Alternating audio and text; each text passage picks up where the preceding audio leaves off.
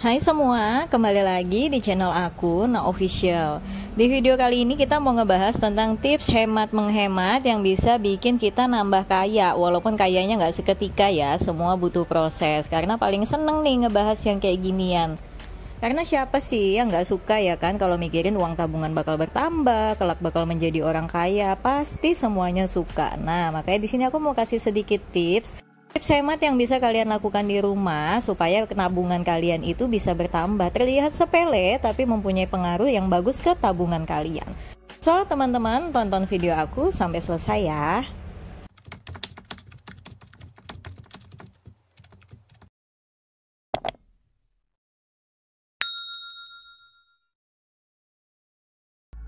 Jadi di sini untuk judulnya aja udah kelihatan kan, menghemat ini tabungan bertambah, yaitu sama hal dengan disclaimer yang aku kasih tahu di awal tadi. Nah, jadi untuk hal yang pertama nih yang biasa kalian bisa hemat yaitu adalah dengan kalian itu berolahraga di rumah aja. Jadi mungkin kalau kalian yang suka nih workout keluar, apalagi buat anak-anak ekstrovert, nah biasanya kalau olahraga di rumah nih rada sulit ya kan. Tapi kalau anak-anak introvert biasanya olahraga di rumah adalah suatu goals atau tujuan yang akan mereka lakukan dengan senang hati.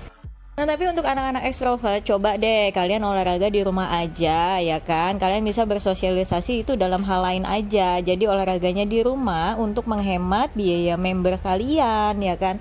Karena kalau olahraga di luar, otomatis tuh kan kalian itu bakal olahraga di tempat gym, atau di tempat aerobik, atau di tempat yoga. Pokoknya di luar deh, ya kan? Harus membayar biaya pendaftarannya, biaya iuran keanggotaannya, yang rutin pasti harus dibayarkan setiap bulan. Nah, belum lagi nih, misalkan nih kalian ternyata cuma, kalau istilah kata orang tuh panas-panas tai ayam, jorok banget nih.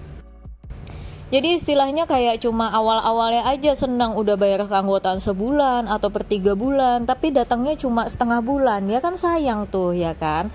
Jadi mending kalian bangun habit kalian suka olahraga itu di rumah aja dulu. Sekarang itu banyak banget ya tutorial olahraga di rumah dengan coach di YouTube.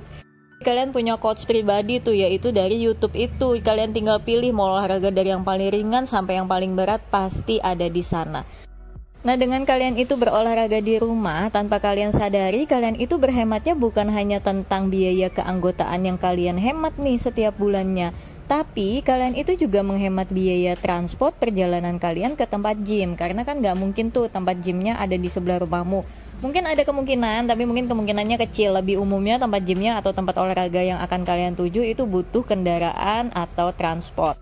Dan bisa juga nih menghemat biaya jajan-jajan kalian, ya kan? Biaya beli makan, cemilan, minuman, atau apapun itu ketika perjalanan atau pulang perjalanan dari tempat gym kalian. Jadi menghemat beberapa poin, beberapa hal yang bisa nambahkan uang kalian ke dalam tabungan. Jadi misal nih dipikir-pikir, kalau misalkan sekali jalan kalian itu ternyata ngabisin uang 50.000, tabungan kalian setiap hari akan bertambah 50.000, belum biaya keanggotaan setiap bulan. Udah lumayan banget kan yang kalian hemat setiap hari dan bulannya hanya dari sekedar berolahraga di rumah aja. Dan untuk hal yang bisa kalian hemat kedua yaitu adalah dengan memasang wifi. Nah, memang kalau memasang wifi ini terdengarnya mahal ya. Mahal kalau memang mungkin kalian itu hidup sendiri aja, misal lagi di perantauan atau jadi anak kos, kontrak sendirian, mungkin itu akan terasa mahal. Tapi biasanya sih kalau misalkan kalian ngekos pasti ada fasilitas wifi sudah ya dari pihak kosnya. Nah, ini kita bicara pasang wifi untuk mungkin kalian itu misalkan tinggal di rumah dengan jumlah anggota keluarga lebih dari 3 orang. Dengan memasang wifi mungkin akan terasa berat di awal ya, dari biaya pemasangannya dan biaya bulanannya mungkin seperti mahal, misal contoh 350.000 per bulan.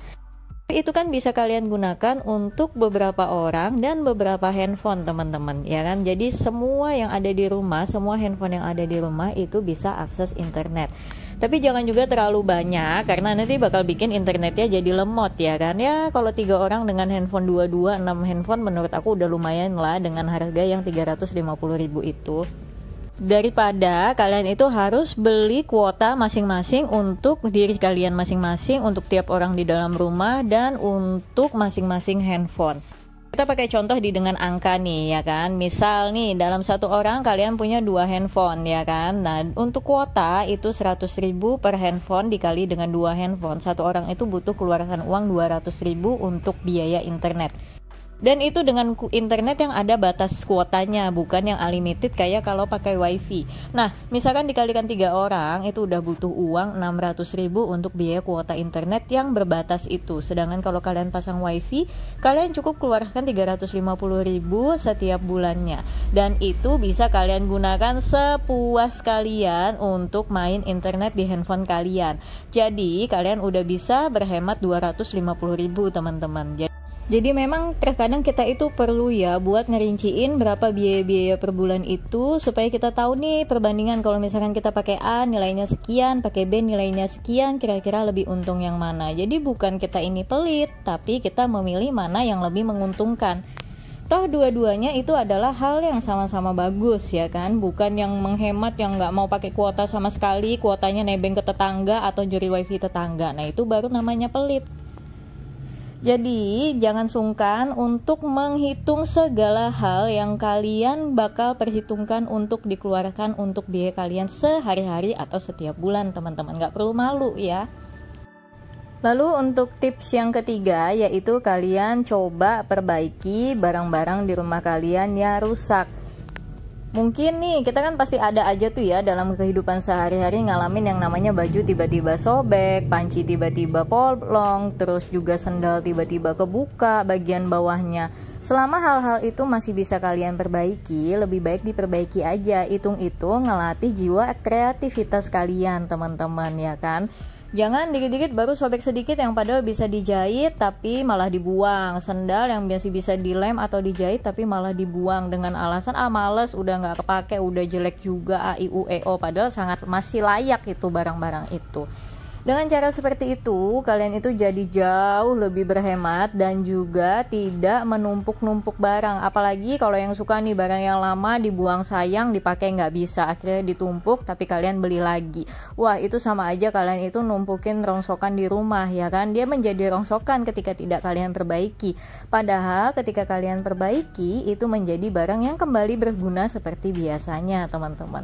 Itu adalah hal-hal yang menurut aku itu sangat penting ya, karena aku juga terbiasa tuh kalau di rumah mama aku itu dia suka banget tuh misalkan ada ada panci yang bolong-bolong sedikit, mama aku itu bakal tambalin tuh pakai kapas, ditambal-tambal begitu ya. Memang jadi kreatif gitu sampai bener-bener mungkin udah nggak bisa ketolong lagi, baru bakal kita itu beli panci baru kayak gitu. Nggak bakal dibeli panci baru kalau memang itu masih bisa dipakai.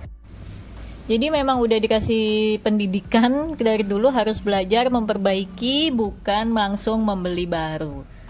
Nah terus lanjut nih untuk tips yang keempat, yaitu coba deh kalian itu bawa tumbler atau tempat minum sendiri ke mana-mana. Nggak usah malu teman-teman, apalagi mulai dari zaman yang udah si koronce kemarin muncul, kayaknya tren membawa tumbler itu udah jadi hal yang biasa ya, bukan hal yang memalukan lagi. Nah, jadi walaupun koronce udah pergi, nggak ada salahnya hal itu kita bawa ulang sampai sekarang. Karena membawa air minum sendiri itu jauh lebih baik ya buat kesehatan kita daripada kita minum yang manis-manis di luar, minum jajan-jajan di luar. Jadi selain berhemat juga menjaga kesehatan kita.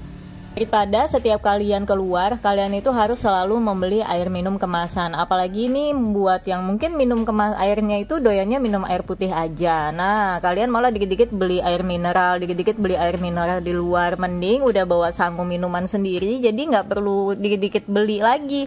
Dan nggak perlu repot-repot lagi cari tempat buat ngebeli. Karena kalau haus tinggal minum aja dari botol kalian. Menghemat waktu, menghemat tenaga, dan pastinya menghemat uang juga ya kan. Lalu untuk tips yang kelima yaitu adalah batasi penggunaan barang sekali pakai. Nah ini nih yang pengen aku bahas banget. Jadi biasanya dalam kehidupan sehari-hari hal-hal barang sekali pakai ini yang paling biasanya menyita keuangan kita ketika kita belanja bulanan atau ketika biasanya belanja mingguan. Biasanya barang-barang sekali pakai itu dia terdiri dari kapas, tisu, itu yang paling umum ya teman-teman. Nah biasanya kalau cewek-cewek biasanya butuh kapas ya kan buat ngebersihin muka. Nah itu tuh biasanya yang bisa ngebikin budget pengeluaran kapas ini yang menjadi meningkat. Apalagi nih kalau kapasnya nggak bisa pakainya tipis-tipis aja, harus banyak-banyak. Wah itu biasanya lebih cepat habis kapasnya, lebih cepat juga kalian itu bakal ngebeli kapas baru ya kan. Sama halnya dengan tisu. Siapa nih yang suka ngelap apapun itu pakai tisu? Ada air tumpah pakai tisu, ada sambal jatuh pakai tisu lapnya, bukan pakai kain lap. Nah, hal-hal kayak gitu bakal bikin tisu kalian itu cepat habis. Memang kalau kalian beli tisu yang misalkan satu bal isi 1000 itu terlihatnya kayak banyak banget ya kan. Ngambil-ngambil itu makin enak aja. Kalau semakin banyak nggak terasa nih bakal cepat habis ya. Ketika udah sedikit baru kalian sadar. Tapi padahal kalau kalian bisa ganti tuh kegiatan lap mengelap kalian itu dengan memakai kain atau memakai lap kecil, handuk kecil khusus untuk ngelap aja, itu bakal jauh menghemat pengeluaran tisu kalian. Mungkin kalian tetap akan beli tisu, tapi contoh, misalkan satu bal kalian itu isi 1000 bisa habis dalam 1 bulan, dengan kalian berubah menjadi sekali ngelap pakai kain lap, itu bisa mungkin satu bal itu bisa jadi 2 bulan atau 3 bulan baru habis gitu. Jadi bukan benar-benar tidak memakai sama sekali, tapi mengurangi, atau kalau bisa mengganti sih sebetulnya jauh lebih baik. Tapi kayaknya nggak mungkin ya orang bisa tanpa membeli tisu. Mungkin tetap beli tapi dikurangi gitu teman-teman. Lalu tips yang terakhir yaitu adalah tukar tambah gadget. Nah, siapa nih yang misalkan ketika mau beli HP baru tapi sayang buat ninggalin HP yang lama, padahal ujung-ujungnya HP yang lamanya juga nggak dipakai juga, cuma mandek aja diem nggak ngapa-ngapain. Nah, mending kalian itu jual HP kalian biar menjadi nilai tambah buat kalian ngebeli HP yang baru, daripada HP yang lama cuma didiemin aja malah jadi barang nganggur, nanti lama-lama dia bakal rusak. Karena elektronik kalau kelamaan didiamkan itu biasanya bakal rusak teman-teman. Nah, jadi itu dia ya beberapa hal yang bisa kalian hemat dengan hal yang paling kecil dulu sampai ke hal yang paling besar. Semoga sih dengan cara kalian menghemat ini pasti tabungan kalian sih bakal bertambah. Dan juga video aku juga sampai di sini dulu. Makasih banget nih buat teman-teman yang udah nontonin video aku sampai selesai, dan jangan lupa nonton video aku yang lainnya. Sampai ketemu lagi di video-video yang lainnya ya. Bye bye.